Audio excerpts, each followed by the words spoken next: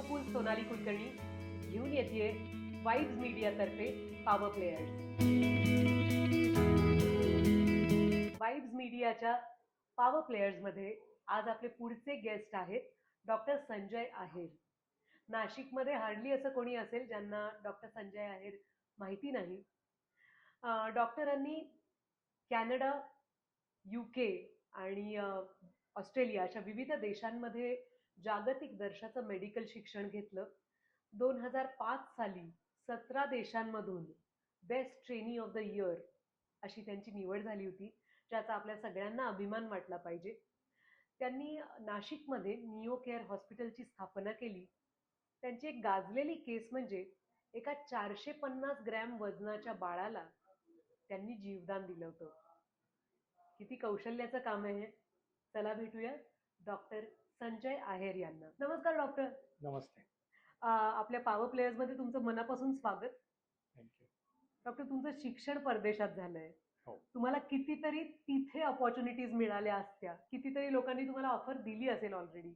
अनेक तुमचे senior mentor doctors जे असतात त्यांनी तुमच्याकडे आशेने पाहिलं असेल की आता आमची धुरा तुम्ही सांभाळा. त्या सगळ्या मोहाला बळी न पडता तुम्ही नाशिकमध्ये परत यायचा निर्णय घेतलात. हे तुम्ही कसं काय साध्य केलं आणि का? बेसिकली माझं जे काही बालपण आहे आणि जे काही माझं शिक्षण आहे ते अगदी ग्रामीण भागात झालेलं आहे. बरं. आणि ज्या वेळेला मी परदेशात गेलो त्यावेळेला आमचं जे फील्ड आहे निओनेटॉलॉजी म्हणजे काय की जन्मापासून ते 1 महिन्यापर्यंतचं बाळ. तर ह्या फील्डमध्ये त्या काळामध्ये तितकी प्रगती झालेली नव्हती. म्हणजे मी मुंबईमध्ये KM हॉस्पिटलला माझं शिक्षण घेतलं. बरं. तिथे सुद्धा काही त्रुटी मला जाणवल्या, ज्या मला तिथे गेल्यानंतर कळल्या की ह्या गोष्टी करू शकतो आपण. त्यामुळे मी मध्ये मध्ये यायचो नाशिकला किंवा मुंबईला, तर त्यावेळेला बघायचो की ह्या परिसरातील जे बालकं आहेत छोटी, त्यांना छोटे छोटे जरी प्रॉब्लेम आले तर त्यांना मुंबई किंवा पुण्यालाच जावं लागायचं. त्या ज्या फॅसिलिटीज होत्या त्या नाशिकमध्ये किंवा उत्तर महाराष्ट्रामध्ये अवेलेबल नव्हत्या.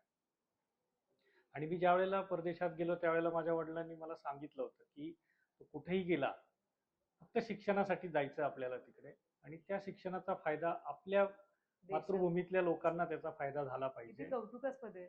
आणि स्पेशली आपल्या ग्रामीण भागातील किंवा उत्तर महाराष्ट्रातील बालकांना त्याचा फायदा झाला पाहिजे. तर त्यामुळे मला ॲक्च्युली मेलबर्न सिटीमध्ये ऑस्ट्रेलियामध्ये मला कन्सल्टंटची पोस्ट मिळाली होती. त्यांनी मला सांगितलेलं की तुम्ही फक्त 1 वर्ष इथे सुपरवाईज पोस्ट करा आणि नंतर तुम्ही कन्सल्टंट म्हणून जॉईन व्हा. परंतु मी विचार केला की जे काही मी शिकलो आहे त्याचा फायदा इथल्याच लोकांना होईल ऑस्ट्रेलियातला, पण तोच फायदा जर नाशिकमधल्या किंवा मुंबईतल्या म्हणा महाराष्ट्रातल्या बाळांना जर झाला तर मी इथे आल्याचं काहीतरी चीज होईल. तर ते सगळं डोक्यात ठेवून मी निर्णय घेतला की आपण आता परत जायचं.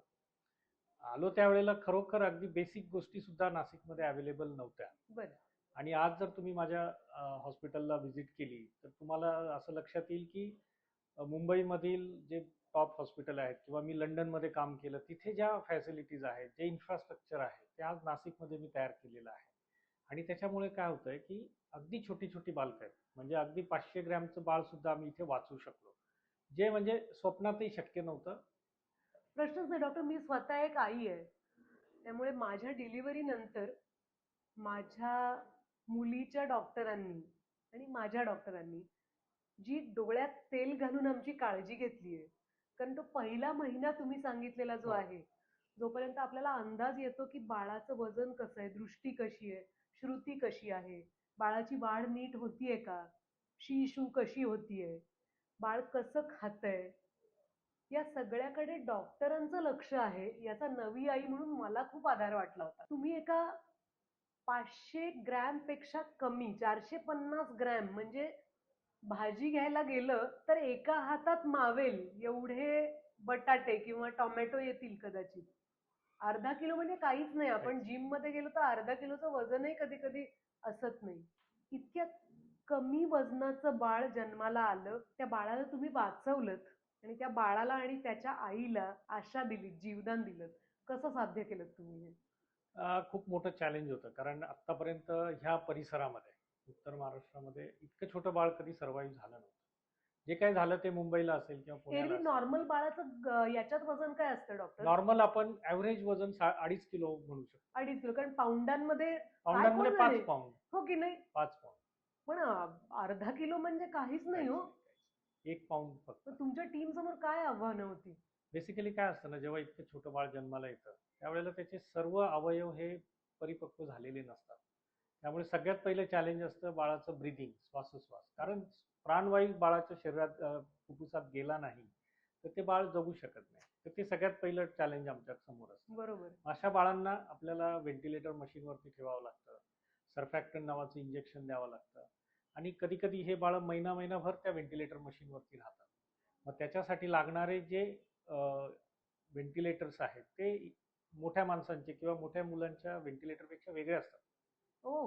कारण आपण जे श्वासोश्वास घेतो तो साधारण 250 ते 300 ml हवा आपण एका वेळेला आत घेतो, परंतु हे 500 ग्रॅमचं बाळाला फक्त 5 ml हवा आत गेली पाहिजे, इतकं ते प्रिसाइजली आपल्याला मॉनिटर करावं लागतं. तर त्या सगळ्या मशिनरीमध्ये बाळाला ठेवून तुम्ही जसं म्हणाला ना डोळ्यात तेल घालून, अक्षरशः तसंच आमच्या ज्या नर्स असतील किंवा तिथे जे डॉक्टर असतील त्यांना त्याची काळजी घ्यावी लागते.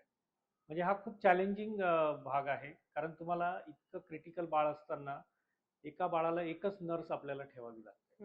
नॉर्मली तुम्ही वॉर्डमध्ये बघितलं तर 10 पेशंटला एक नर्स बघू शकते, बरोबर. परंतु ज्या वेळेला इतकं छोटं बाळ NICU मध्ये असतं त्यावेळेला एक नर्स आपल्याला तिथे अपॉइंट करावी लागते, जी 24 तास एक नर्स त्या बाळाबरोबर असते.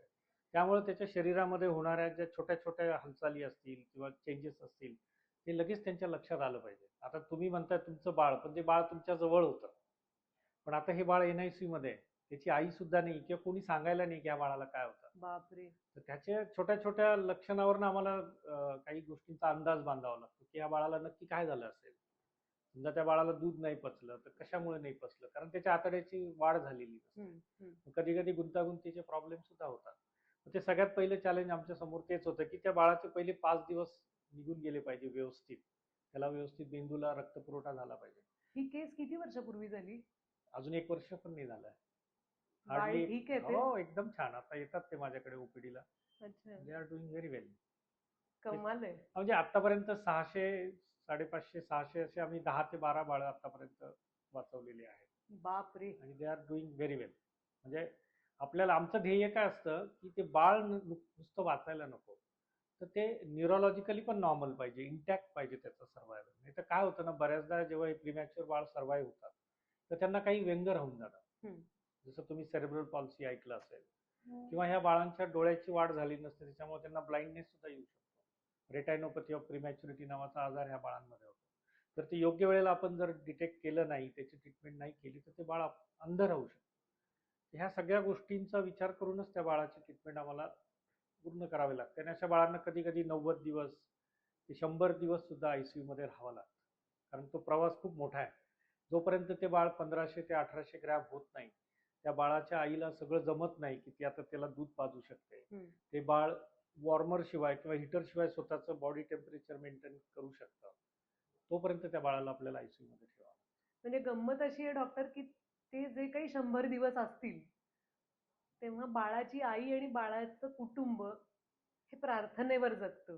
बरोबर. पण बाळ खरं तर जगत असतं डॉक्टरच्या कौशल्यामुळे. बरोबर आहे. तर खरंच जीवनदान देता तुम्ही.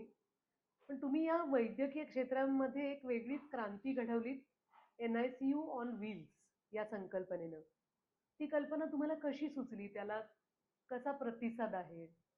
कारण काय झालं, ज्या वेळेला मी इथे NICU सुरू केलं त्यावेळेला मला आजूबाजूचे जे तालुके आहेत किंवा जिल्ह्याचे गावं आहेत, जसं धुळे असेल, मालेगाव असेल, इकडे नंदुरबार, शहादा, ह्या ठिकाणावरनं मला फोन यायचे की डॉक्टर आमच्याकडे असं छोटं बाळ आहे, पण मग ते व्हेंटिलेटरवरती आहे, पण आम्हाला तुमच्याकडे पाठवायचं आहे. मग तो एक चॅलेंज असायचं की एवढ्या सिरियस बाळाला नाशिकपर्यंत कसं आणायचं. बरोबर.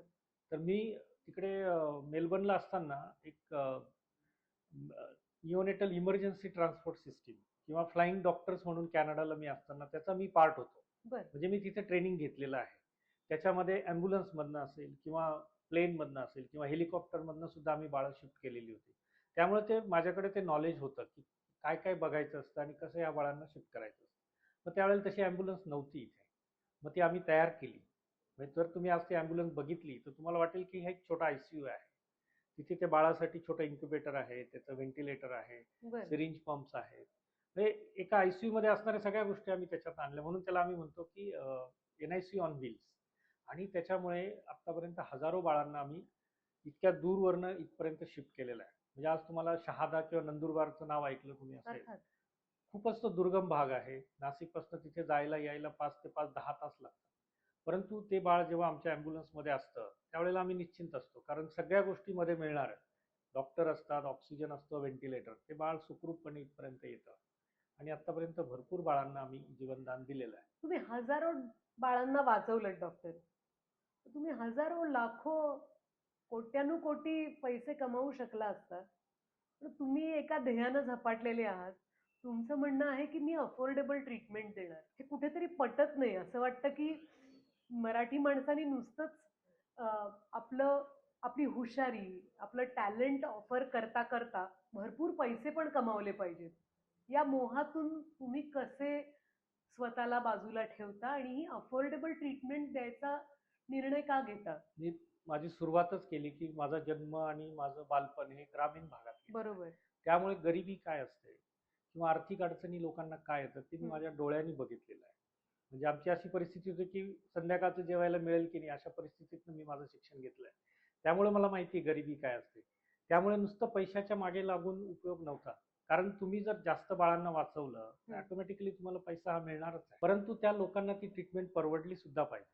म्हणजे आज जर तुम्ही मुंबईला जर NICU मध्ये एखाद्या बाळाला जर ठेवलं तर तिथे कमीत कमी दिवसाला 25 ते 30 हजार रुपये फक्त त्या बाळाच्या NICUच्या ट्रीटमेंटला लागतात. परंतु तीच केअर इथे तुम्हाला 9 ते 10 हजार रुपयामध्ये नाशिकमध्ये आम्ही देऊ शकतो. आणि शेवटी बघा पैसा कसा आहे की एका स्टेजपर्यंत ठीक आहे. परंतु नंतर मी काय असं सोन्याच्या ताटात जेवणार नाही किंवा खूप असं काही वेगळं खाणार नाही. आपल्याला बेसिक गरजा तर कमीच आहे. परंतु जर त्याचा फायदा गरीब लोकांना झाला तर डेफिनेटली त्याचं आपल्याला जे आतून जे सुख मिळतं ना ते फार महत्वाचं आहे. तुम्ही ही मातीशी नाळ जी जोडून ठेवलेली आहे, म्हणजे अनेक बाळांना आणि आईला नाळ कापून तुम्ही सुटका केलेली आहे, त्यांना जीवनात पुढे जाऊ दिलेलं आहे, पण तुम्ही स्वतःची नाळ नाही तुटू दिलेली. आणि हा विचार करणारी माणसं खूप नसतात. हा विचार मांडणारे खूप जण असतात, पण ते ऍक्च्युली आचरणात आणणारे कमी असतात. तर त्यासाठी तुमचे मनापासून आभार. कारण आपल्या शिक्षणाचा आणि कौशल्याचा उपयोग हा आपल्या देशबांधवांना करून देणं, हे खरंच खूप महत्वाचं आहे डॉक्टर. खूप अभिमान वाटतो हे तुमचे विचार ऐकून. भारत हे in a way medical hub होत चाललंय. मेडिकल हॉलिडेज किती जण घेतात. हॉस्पिटलमध्ये स्टेकेशन्सला लोक येतात आणि कॅज्युअली सर्जरीज करून घेतात. महाराष्ट्र बाबतीत बोलायचं झालं तर नाशिकला मेडिकल हब करण्याचं जे उद्दिष्ट अनेकांसमोर आहे ते स्वप्न तुमच्या मनात आहे का? आणि त्यासाठी तुम्ही काय कॉन्ट्रीब्यूट करताय? डेफिनेटली आपल्याला वाटतंच की तिकडने. आणि तुम्हाला आश्चर्य वाटेल की माझ्याकडे मुंबईवरनं सुद्धा बाळं आलेली आहेत, ठाण्यावरनं आलेली आहेत आणि आजही म्हणजे काही बाळं व्हॅक्सिन घेण्यासाठी सुद्धा मुंबईवरनं नाशिकला ट्रॅव्हल करून येतात. It is possible. आणि लोक बघतात की जी ट्रीटमेंट आज मला मुंबईतल्या 5 स्टार हॉस्पिटलमध्ये मिळते तीच नाशिकमध्ये मिळते.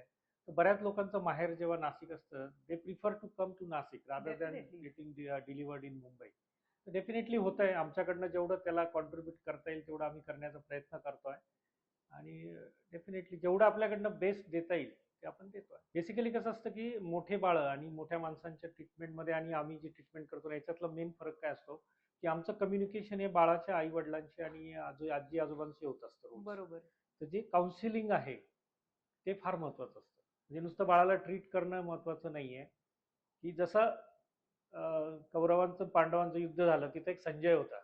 तो त्यांना सांगायचा की तिथे रणभूमीमध्ये काय काय चाललंय. चाललंय? तसं आतमधल्या NICUच्या रणभूमीत काय चाललंय हे मी संजय म्हणून मला त्या आई वडिलांना दिवसातनं 2 ते 3 वेळा अपडेट करावं लागतं. तेव्हा त्यांचा विश्वास बसतो की नक्की आत काय चाललंय. कारण ते आतमध्ये जाऊन बाळाला बघू नाही शकत. बरोबर. कारण ते म्हणजे मला असं वाटतं की त्याला काय म्हणतात, क्लिनिकली प्युअर असं नाही, पण स्टराईल स्टरील, एन्व्हायरमेंट, हा हायजीन आणि स्टराईल एन्व्हायरमेंट. एक्झॅक्टली. तुम्ही चांगल्या शब्दात सांगताय. त्यासाठी आई बाळाबरोबर असत नाही ना ते त्या. असते. आपण आईला परवानगी देतो. बर. आम्ही एक गोष्ट करतो त्याला आम्ही म्हणतो कांगारू मदर केअर.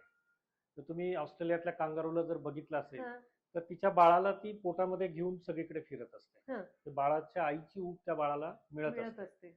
तर तीच टेक्नॉलॉजी आपण इथे वापरतोय. तर त्याला कांगारू मदर केअर म्हणतो. म्हणजे जेव्हा आई आत जाते आणि बाळ थोडं स्टेबल झालेलं असतं तर त्यावेळेला एक कांगारू मदर केअरची एक बॅग असते त्याच्यात बाळाला ठेवून आईच्या छातीवरती बाळाला आपण ठेवतो आणि ती तिथे अर्धा तास बाळाला घेऊन बसते. त्याच्यामुळे काय होतं की दोघांमधलं बॉन्डिंग वाढतं, त्या बाळाचं स्तनपानाचं प्रमाण वाढतं आणि ते बरोबर. बाळ लवकर घरी जातं. म्हणजे तुम्ही जर खर्चाचा मुद्दा मांडला ना, की त्यासाठी सुद्धा हे खूप महत्वाचं आहे. जितक्या लवकर ते बाळाच्या आणि आईचं बॉन्डिंग वाढतं, जितक्या लवकर ते बाळ स्तनपान करायला लागतं, तेवढं ते लवकर घरी जातं. बरोबर. आज 4 दिवस जरी ते बाळ एनआयसीच्या बाहेर लवकर गेलं तरी तुम्ही इमॅजिन करा, त्याचे 15-20 हजार 30,000 रुपये वाचू शकतात. ग्रेट. Thank you doctor. कारण माणसाच्या आयुष्याची सुरुवात ज्या जन्मदात्यापासून होते, त्या डॉक्टरचं आणि तुमच्या टीमचं कौतुक वाटतंय आम्हाला. तुमच्या सगळ्या स्वप्नांसाठी आमच्या टीमकडून मनापासून शुभेच्छा. Thank you very much. Thank you so much.